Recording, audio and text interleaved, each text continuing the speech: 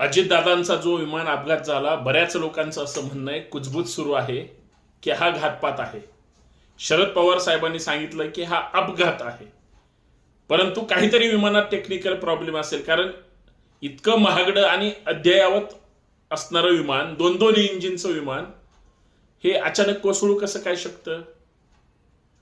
विकिपीडियावर जो काही खोडसाळपणा करण्यात आला, ज्या काही हरामखोर नालायक लोकांनी अगोदरच चुकीची माहिती टाकली, हे विकृत नीच लोक ऍक्सिडेंटचा सुद्धा असोरी आनंद घेत आहेत. म्हणजे अंधभक्ताची, मुरदाड लोकांची किंवा ही जी दलिंदर मानसिकतेची लोक आहेत, त्यांना फक्त प्रत्येक वाईट गोष्टीतून काहीतरी आनंद मिळावा असं ते करतायत. मला असं एवढंच म्हणायचंय, लोकांची मानसिकता काय पण असू द्या, पण लोकांच्या मनात जे काहूर माजलंय, अपघात आहे की घातपात, खरंच योग्य जर पोलीस तपास झाला तर खरी माहिती समोर येऊ शकते का? आणि महाराष्ट्राच्या मनात काय आहे?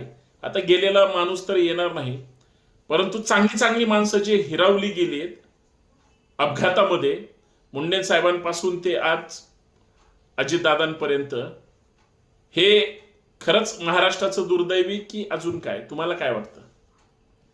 नक्की सांगा. कारण मनाला या खोटारड्या लोकांना लिहिल्या, बोलल्या किंवा काही काड्या केल्या ना की वेदना होतात. म्हणून